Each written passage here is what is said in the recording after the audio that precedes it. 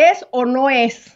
Eso es lo que se discutió ayer. Así como esta obra de Shakespeare, Hamlet, la primera línea que dice, to be or not to be.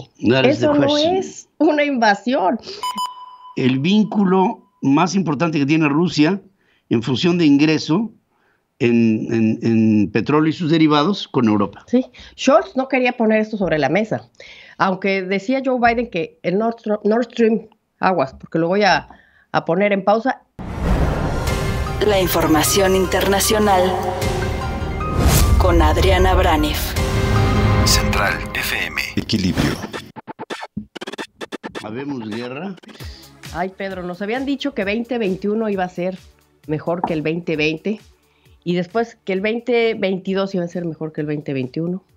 Y el 2023, ya quién sabe, ¿no? Ya párale, Dios. ¿Ya para qué hacemos pronósticos de todo lo que estamos viendo y viviendo?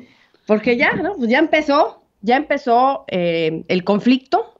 Lo que sucedió, y ya lo has apuntado más temprano, es que Rusia reconoce las dos regiones de las que hablábamos ayer, que están al este de Ucrania, que son estas dos regiones que después de que se anexa Rusia Crimea, ellos quieren seguir los pasos y empieza ahí una guerra. Estaba un acuerdo de paz por los acuerdos de Minsk, que es la capital de Bielorrusia, y después, las últimas semanas, empezó ahí el gran conflicto. 8 años en conflicto esa zona, y Vladimir Putin no había querido reconocer la independencia, que es lo que están buscando. Quieren ser independientes, quieren pertenecer a la Federación Rusa, y lo platicábamos ayer, que Vladimir Putin no lo reconocía como movimiento estratégico, porque sí, lo organizaba, lo financiaba y lo armaba a este grupo. Y ayer definitivamente decide ya reconocer la independencia de estas dos regiones. Vamos a platicar de lo que significa eso, pero antes pues hay que escuchar a Putin cuando dice, las voy a reconocer, hace mucho que esto debió haber pasado. Mira. Принять уже давно назревшее решение. Незамедлительно признать независимость и суверенитет Донецкой Народной Республики и Луганской Народной Республики. Fíjate nada más, algo que debió de haber pasado hace mucho tiempo, debemos de reconocer la soberanía y la independencia de Donetsk y de Lugansk. Y además en frontera con Rusia. O sea, los movimientos estratégicos a nivel militar se pueden dar con la agilidad que sea, y esto pues tan lejos como en este momento se están armando acontecimientos que pudieran. Fíjate, lo primero que piden Donetsk y Lugansk es asesoría militar.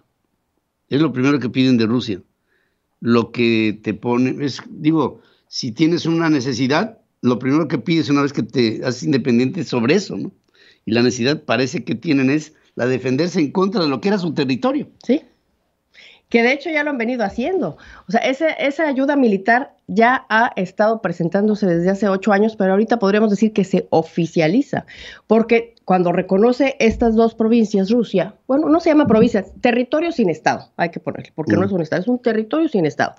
Al decir que las reconoce y que manda de hecho tropas ya rusas ahí abiertamente, pues esto, lo dice, el pretexto es para mantener la paz porque ha habido mucho desorden, porque ahí están en guerra. Ayer presentábamos estos bombardeos con mortero y la justificación es para poner orden y paz. Fíjate nada más qué contradicción, qué ironía, que el mandar tropas para buscar la paz es justamente lo que va o lo que ya desató la guerra. Eso es lo que estamos viendo en estos momentos. Ahora, ¿qué pasa cuando Rusia decide que ahora sí abiertamente va a apoyar y reconocer la independencia de estos territorios? Que ahora sí Rusia tiene el derecho de construir ahí bases militares. Eso es lo más importante. Ya tiene el derecho de hacer eso dentro de Ucrania, porque ya se firmaron unos acuerdos con estos dos territorios, unos acuerdos donde dicen vamos a integrar nuestra economía y vamos a cooperar económica y militarmente, que es lo que tú dices, y pusiste ahí el dedo en la llaga. Esto es un acuerdo a 10 años, son varios puntos y se puede renovar cada 5 años, es lo que vimos, a menos de que una de las partes decida irse. Ahora, ¿es o no es? Eso es lo que se discutió ayer. Así como esta obra de Shakespeare, Hamlet, la primera línea que dice, to be or not to be. Eso no es una invasión. Parece broma, pero eso estaban preguntándose ayer en la Casa Blanca y todos los países. No sabían porque Putin nos puso en un dilema, definitivamente. Justo la duda que teníamos ayer y que ponemos aquí sobre la mesa. Era seguro que iba a invadir, pero ¿cómo iba a invadir? Si masivamente, a mordiditas, por un ciberataque, y resulta que ya vimos, invade a mordiditas. Y entonces, ¿qué pasa? Pues pone a los aliados a la incertidumbre de si tienen que aplicar las sanciones a full o poquito. Y acuérdate que en una conferencia de prensa Biden dijo que dependiendo del tipo de invasión iba a reaccionar, y hasta todo el mundo, esto causó un escándalo porque decíamos, bueno, entonces si los amuelan tantito les ponemos tantitas sanciones. Y sí, esto es lo que estamos viendo, porque las sanciones son mucho menores de la escala enorme que se había planteado. ¿Cuáles son las primeras sanciones que ponen Estados Unidos? No comercio, no es comercio y inversión. No comercio y no inversión, nada más con estas dos regiones. No está hablando de Rusia. No. No está, solamente estas dos regiones. Ahora, ¿van a venir más sanciones? Seguramente que sí, pero es a mucho menor escala de lo que se había puesto. Pero la reacción de Alemania. A la reacción de Alemania. La reacción de Alemania, de Olaf Scholz, sí. Perdón que lo diga así, es una reacción de Estados Unidos. Porque Biden dijo hace unos cuantos días, dice, si viene un conflicto en la zona de Ucrania, olvídense del Nord Stream 2. Ahí está la respuesta. Sí. Olaf Scholz, el canciller alemán, el que está hoy en lugar de Angela Merkel, sí, ya se pronunció en ese sentido y se cancela el Nord Stream 2, que es un gasoducto que uniría a una zona productora muy importante en Rusia con el centro de Europa, que pues es yo diría es uno de los últimos grandes negocios del área del petróleo. Sí. Porque después vendrán otras formas de energía, pero por lo pronto el Nord Stream 2 junto con el Nord Stream 1, que se inauguró años antes, pues son, digamos, la liga, el vínculo más importante que tiene Rusia en función de ingreso en petróleo y sus derivados con Europa. Sí, Scholz no quería poner esto sobre la mesa, aunque decía Joe Biden que el Nord Stream, aguas, porque lo voy a poner en pausa. Hasta ahorita es la primera vez que el canciller alemán dice que va a poner en pausa la certificación, porque ya está hecho, hace mucho que está hecho este gasoducto que viene, como bien tú dices, de Rusia, que es el mayor yacimiento de gas natural del mundo. Del mundo. Iba a pasar por este enorme gasoducto que es enorme hacia Europa, para abastecer a Europa del gas natural sin pasar por Ucrania. Hoy pasa por Ucrania.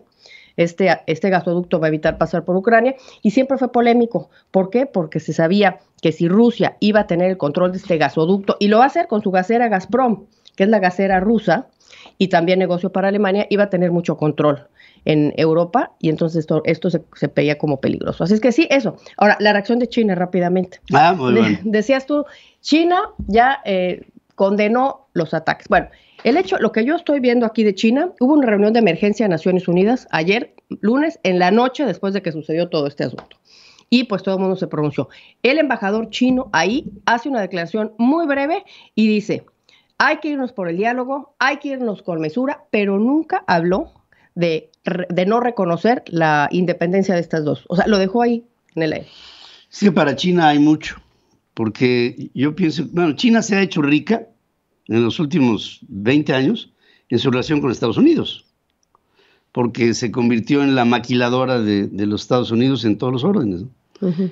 Hay demasiado en riesgo, porque si pudiera haber algún tipo de acuerdo comercial y político entre Beijing y Washington, esto sería altamente aprovechable. O sea, en otras palabras, para China es mucho más conveniente su relación con el mundo occidental que con Rusia.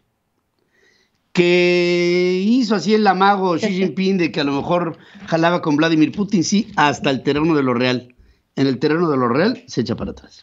Sí, vamos a ver que ojalá que así sea, eso sería el mejor escenario. Y la pregunta que todo el mundo se hacía ayer en la noche, esta ya es la Tercera Guerra Mundial, Pedro, y vamos a ver bombardeos y guerra en todas partes. No, la respuesta es no. No va a pasar eso, es lo que apunta, no vamos a ver esto, pero sí esta, y ya para finalizar, lo digo así, va a ser la mayor guerra que hemos visto desde la Segunda Guerra Mundial. Eso sí es un hecho. Eso es un hecho. Uh-huh. Yo cuando veo la posible entrada de tropas rusas a Lugansk y a Donetsk, recuerdo la invasión de Hitler a Polonia, o recuerdo un evento tan sencillo, en términos de una guerra, como el asesinato del príncipe de Sarajevo. O sea, es un evento que es señalado y que además, cuando el río suena, agua lleva. Llevamos años ante la posibilidad, por un lado, y necesidad económica de una guerra. Y creo que este es el momento y pudiéramos estar en los problemas. Acuérdate lo que platicábamos tú y yo fuera de micrófono ayer. De una guerra sabemos cómo empieza, pero nunca cómo termina. ¿Sí? Y ayuda a las economías también. Por supuesto que sí. El efecto de la ventana rota, Pedro. Algún día lo vamos a platicar. Vamos a ver. Se rompe una ventana, pero eso beneficia al vidriero que la pone. Así es, exactamente así es. Gracias, como siempre. Gracias, Pedro. Adriana, gracias, queridos amigos. Sigue escuchando a Pedro Ferriz de Con. Central FM.